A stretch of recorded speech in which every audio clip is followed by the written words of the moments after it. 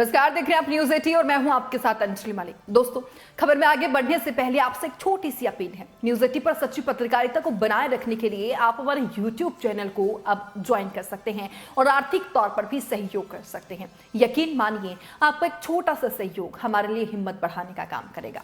बहरहाल, अब नजर डाल लेते हैं देश प्रदेश की सियासत से जुड़े हॉट टॉपिक पर। बिहार में चीफ चंद्रशेखर आजाद पर गोलीकांड के बाद मानो उत्तर प्रदेश में कोहराम मच गया हो। आजाद पर ताबड़तोड़ गोलियां बरसाई गई, जिसमें से एक गोली जो है उनके पेट को छूती हुई निकल गई। अब बात यह भी निकलकर सामने आ रही है कि हमले से करीब 4 दिन पहले ही आजाद को धमकियां मिलनी शुरू हो गई थी। बताया जा रहा है कि सोशल मीडिया के माध्यम से धमकी बिहार में चीफ को मिली थी। बहरहाल, अब आजाद ठीक हैं और हॉस्पिटल में भर्ती हैं, उनका इलाज लगातार जारी है। लेकिन जिस तरीके से अब उन्होंने ट्वीट किया है, उसके बाद तो मानो उत्तर प्रदेश की सियासत में तूफान सा आ गया है। जी हां, चंद्रशेखर आजाद के ट्विटर से एक जो है ट्वीट किया गया, जिसमें सीधे सीधे भाजपा को टारगेट किया गया, उन पर हमला किया गया और दोषी ठहराते हुए जमकर आरोप लगाए गए। ट्वीट क्या है, जरा वो देखिए। कल घात लगाकर मेरे ऊपर किए गए जानलेवा हमले की निंदा करने और मेरे प्रति संवेदना प्रकट करने वाले मित्रों, नेताओं, शुभचिंतकों का दिल से आभार प्रकट करता हूं। कल की तरह की घटना आज भले ही मेरे साथ घटी है, लेकिन आगे किसी भी समय ऐसी घटनाएं किसी भी दूसरे राजनीतिक पार्टियों के प्रमुखों और उनके समर्थकों के साथ घट सकती है। इसकी 2 वजहें हैं। पहला ये कि उत्तर प्रदेश की कानून व्यवस्था लगातार बद से बदतर होती जा रही है। दूसरा ये कि सरकार अपराधियों को जाति और धर्म के आधार पर प्रश्रय देकर उसे संरक्षण प्रदान कर रही है, जिससे सरकार समर्थित अपराधियों के हौसले बुलंद है। उनको आज ना तो कानून का कोई भय है और ना ही पुलिस का। आज भारत के लोकतांत्रिक मूल्य और बाबा साहेब का संविधान दोनों ही खतरे में हैं। जब सरकार समर्थित बेखौफ घूमते अपराधी मेरे जैसे राजनेताओं की आवाजों को खामोश करने के लिए हमला कर सकते हैं, खुलेआम कई राउंड गोलियां चला सकते हैं, तो इस प्रदेश की बहू, बेटियां, दलित, पिछड़े, आदिवासी और अल्पसंख्यकों के ऊपर कितना जुल्म और अत्याचार किया जा रहा है, इसकी आप कल्पना भी नहीं कर सकते। सत्ता के नशे में लोग इतने पागल हो गए हैं कि ये अपने विरुद्ध उठने वाली आवाजों को मिटा देने पर तुले हैं। पहले ये लोग इसके लिए ईडी, सीबीआई और इनकम टैक्स अधिकारियों का दुरुपयोग किया करते थे, फिर फेक पुलिस एनकाउंटर करवाने लगी और अब तो विपक्षी नेताओं को खत्म करने के लिए सरकार समर्थित अपराधी सीधे बंदूक गोलियों से हमला करने लगे।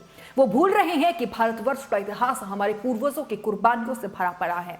वो भूल रहे हैं कि आज भी हमारा बहुजन समाज बिना डरे सीमाओं पर अपनी जान देकर इस देश की रक्षा में जुटा है।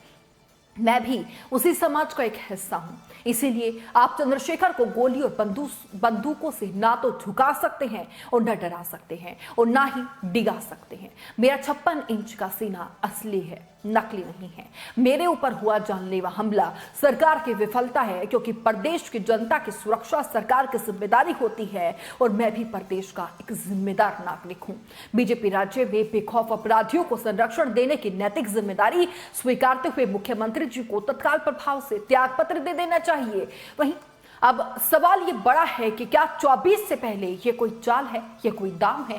क्या बढ़ती लोकप्रियता के कारण आजाद जो है वो भेंट चढ़ने वाले थे? क्योंकि एक तो सीएम योगी आदित्यनाथ का कोई भी ट्वीट नहीं आया, दूसरा मायावती का कोई ट्वीट नहीं आया, जिन पर बीजेपी की बी टीम होने का आरोप विपक्षी पार्टियां लगाती हुई नजर आती है। अब ये दर्शाता है कि कहीं ना कहीं मायावती और भाजपा को 24 से पहले वेस्ट यूपी में चंद्रशेखर आजाद से जरूर कोई खतरा महसूस हो रहा है क्या? क्योंकि आजाद युवक नेता हैं, जिनकी नीतियों को वर्तमान में लोग पसंद कर रहे हैं, उनकी राजनीति को लोग पसंद कर रहे हैं। दूसरा, चंद्रशेखर विपक्षी एकता में भी शामिल है। खैर, ये तो जांच का विषय है कि आखिर इस घटना के पीछे हाथ किसका है, साजिश किसकी है। लेकिन इस बात पर सियासत जो है इस पूरे मामले पर उत्तर प्रदेश ही नहीं बल्कि देश भर में खूब हो रही है। पुलिस ने हमले में अभी तक हमले में जो गाड़ी इस्तेमाल की गई स्विफ्ट डिजायर, उसको बरामद कर लिया है और साथ ही साथ 4 संदिग्ध जो व्यक्ति है उनको भी हिरासत में ले लिया है। लगातार जांच पड़ताल जारी है। और अगर बात करें तनाव की स्थिति भी मुजफ्फरनगर और वेस्ट यूपी में जो है वो गाजियाबाद तक देखने को मिल रही है। देखना दिलचस्प होगा पुलिस की जांच में क्या कुछ जो है आगे निकलकर सामने आता है। फिलहाल रिपोर्ट पर आपकी क्या राय होगी, आप क्या सोचते हैं, वो जरूर कमेंट बॉक्स में रखिएगा। फिलहाल मेरे साथ इतना ही, देखते रहिए न्यूज 18। नमस्कार।